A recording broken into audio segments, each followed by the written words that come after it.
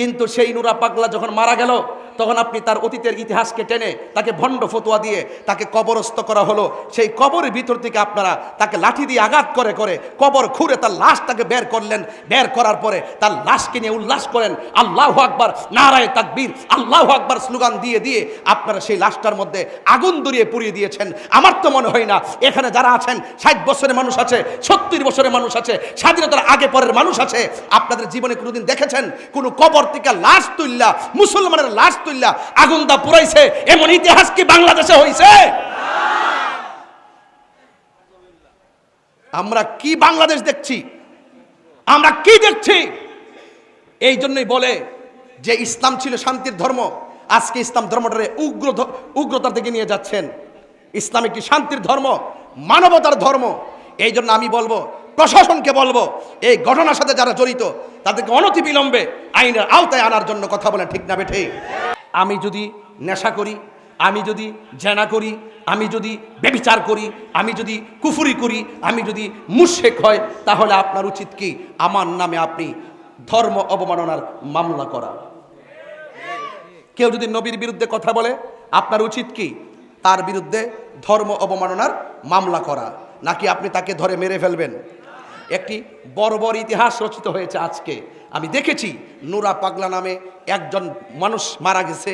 যদি তার জীবনে অন্যায় করে থাকে, তার জীবনে যদি শিরিক করে থাকে, তার জীবনে যদি ভণ্ডামি করে থাকে, তার জীবনে যদি কোনো ধরনের কুফরি করে থাকে, শরীয়ত বহির্ভূত করে থাকে, সে যদি একদিন করে থাকে, 1 মাস করে থাকে, আপনি মুসলমান হিসেবে দরকার ছিল বাংলাদেশের প্রচলিত আইনে তার বিরুদ্ধে ধর্ম অবমাননার মামলা করে তাকে গ্রেফতার করানোর কথা বলেন, ঠিক কিনা?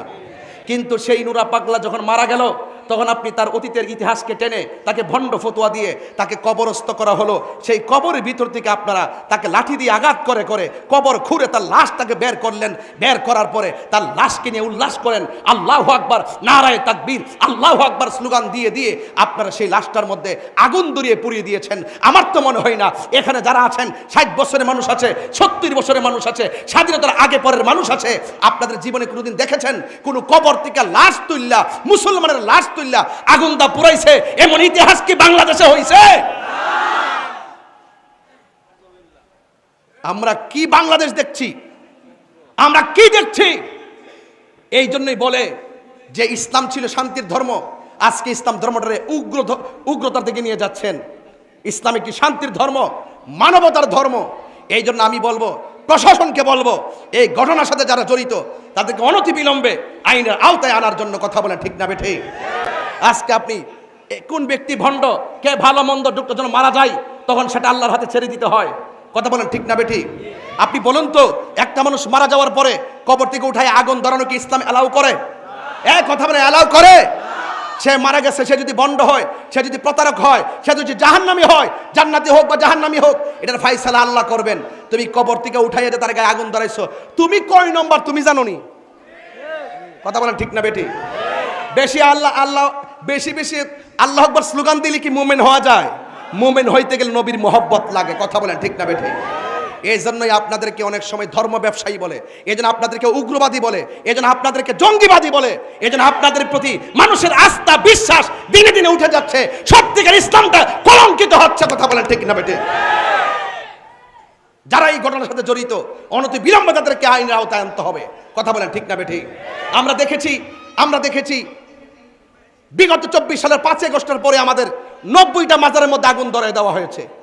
সেদিন থেকে ওই দিন থেকে যদি সরকার তাদের লাগাম টেনে ধরতো, আজকে কবরের ভিতর থেকে লাশ টেনে আগুন ধরাই দিত না, কথা বলেন, ঠিক কিনা বলেন?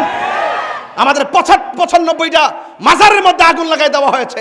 এই দেশে ইসলাম এনেছেন আল্লাহর ওলিগণ, এই দেশে শান্তির বার্তা ঘরে ঘরে পৌঁছে দিয়েছেন আল্লাহর ওলিগণ। সেই আল্লাহর ওলির মাজার যখন আগুন লাগাই দিয়েছেন, বুঝতে হবে আপনারা ইবনু আব্দুল ওয়াহাব নজদির এজেন্ডা এই দেশে বাস্তবায়ন করতে চান, কথা বলেন, ঠিক কিনা? আহলে সুন্নাত ওয়াল জামাত এগুলো বরদাস্ত করবে না। শান্তিতে কথা বলি, ভদ্রভাবে কথা বলি, খানকায় বসে আমরা মুরাকাবা মুশাহাদা করি, আমাদেরকে রাজপথে নামতে বাধ্য করবেন না, বলে দিলাম, ঠিক কিনা বলেন?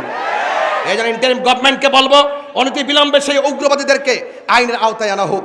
আমি আশা করব সকল ধর্মবর্ণ যত দলের লোক আছেন প্রত্যেককে বলবো এই ঘটনার তীব্র নিন্দা জানানোর জন্য, কথা বলে, ঠিক না বেঠে? এটা অত্যন্ত দুঃখজনক। এই যে আপনারা ভৈরববাসী শান্তিতে আছেন, এই শান্তির বার্তা ছড়িয়ে দিবেন। আপনাদের মাঝে উগ্রতা নাই, নিন্দা নাই, হিংসা নাই এবং গীবত নাই। ঐক্যবদ্ধ থাকবেন, দেখবেন রসুল পাকের আদর্শ যদি হৃদয়ে লালন করেন, দেখবেন ইনশাল্লাহ এই সমাজ শান্তির সমাজ হয়ে যাবে। কথা বলেন ঠিক কিনা? তা আমার নবী দুনিয়াতে এসেছেন হেদায়েতের নূর নিয়ে। কথা বলেন না? আমার নবী এসেছেন অন্ধকার ঘর আলোকিত করার জন্য। আমার নবী দুনিয়াতে এসেছেন অন্ধকার হৃদয়কে আলোকিত করার জন্য। সেই জন্য আমি আপনাদেরকে অনুরোধ করব, রসুল পাক যা নিয়ে এসেছেন তা আমাদেরকে গ্রহণ করতে হবে। এখন বলুন, আমার নবী কি নামাজের পক্ষে না বিপক্ষে? আরো বড় করে বলুন, পক্ষে। এখন নামাজ আপনি পড়তে যান না, এই জন্য আমরা কি গিয়ে আপনার ঘরে আগুন লাগাই দিব? কথা কন না কেন? আপনার কাজ হলো দাওয়াত দেওয়া, মানা না মানা তার ব্যাপার। একবার অন্যায় করে যা কিছু করে তার বিচার আল্লাহ করবেন। আপনার যদি গায়ে লাগতো তাহলে আপনি তার বিরুদ্ধে অ্যাকশন নেন, আইনি পদক্ষেপ নিতে পারতেন। কিন্তু আমার মনে হয় এই সংস্কৃতিটা ভালো সংস্কৃতি না। আজকে হয়তো বা আপনি কাউকে তুলে আগুন ধরাই দিবেন, আরেকদিন এমনও তো হতে পারে আপনাকে তুলে হাড্ডি সহকারে গাঙ্গা বাসায় দিতে পারে। তাহলে কি সংস্কৃতি আপনি দেখাচ্ছেন? এটার নাম ইসলাম না। এইরকম আচরণ ইসলাম অ্যালাউ করে না। আল্লাহ আমাদের সকলকে বোঝার তৌফিক দান করুক। আমিন কর। আরো বড় করে বলেন আমিন। যাই হোক বাবার, আমার সময় 2:30টা পর্যন্ত, এর ভিতরে আমি ওয়াজ গুছাবো। যা বলতেছি আমার প্রয়োজনের পরিপ্রেক্ষিতে বলতেছি, ঘটনা টান দিলে আপনারা বুঝবেন না। এই জন্য বলবো, আমার রসুল আজকে রাত্রে দুনিয়াতে এসেছেন, এই রাত্রটার দাম কম না বেশি? মা আমেনা কয়, মা আমেনা বলেন, আমি তো শুনতেছি অনেক মাস ধইরা নবী আমার মাঝে আছে। মা আমেনা বলেন, অনেক দিন ধরে শুনতেছি নবী আমার মাঝে আসেন, নবী আমার মধ্যে আছেন, কিন্তু পেটে সন্তান আসলে অন্যান্য মহিলার পেট বড় হয়, অন্যান্য মহিলার পেট ভারী হয়, অন্যান্য মহিলাদের প্রসব ব্যথা হয়, কিন্তু আমার নবী যে আমার মধ্যে আছে ব্যথাও কথা কন। আজকে তো এই আওয়াজের সময়, সব নবীর উচিত আজকের এই আওয়াজ করা। কথা কন ঠিক না বেড়ে? কারণ আমার নবী দুনিয়াতে আইছে এই রাত্রে, এই রাত্রটা সাধারণ না। তাইলে মা মেনাকে আমার প্রসব ব্যথা ঘুমাস দু ঘুমাই যাইছ কেন? তুই এমনি সারিস এই দুনিয়া তুই নাই, পুরা ইন্ডিয়া। কহ মা মেনা বলে আমার পেটে ব্যথা, আরো বড় করে পেটে ব্যথা। মা মেনা বলে আমার পেটের কোনো পরিবর্তন। কিন্তু আমি যে শুনলাম মাসের পর মাস, এখন মাস তো শেষ, অন্যান্য মাস মানুষের 10 মাস 10 দিন, যদি কোনো মহিলার 13 মাস হয়ে যায়, চিন্তার কারণ আসেনি? কথা বলে চিন্তার কারণ আসেনি? আছে। মা মেনা কয়, আমি তো শুনতেছি আমার মাসও, এখন আমি তো বড় টেনশনে, শুধু শুনতেছি নবী আছে, দেখি তো না। সন্তান দেখার জন্য মায়ের একটা আকাঙ্ক্ষা থাকে কি থাকে না? ঠিক ওই মুহূর্তে গভীর রজনীতে মা মেনা কয়, আমি স্বপ্নে আমি দেখতেছি আমার ঘরের ভিতরে সবুজ রঙের একটা পাখি ঢুকছে। বলেন কি রঙের পাখি? আরো বড় করে বলেন কি রঙের পাখি? ওরে বাপরে, তাহলে বোঝা গেল এই রাইতেই ঢুকছিল। ফাতেহা মাহফিলটা তো বড় রহস্যের মাহফিল। চাঁদের তারিখ নিয়ে প্রতি বছরে আমার লোক একটা ঠেলা ঠেলি লাগে।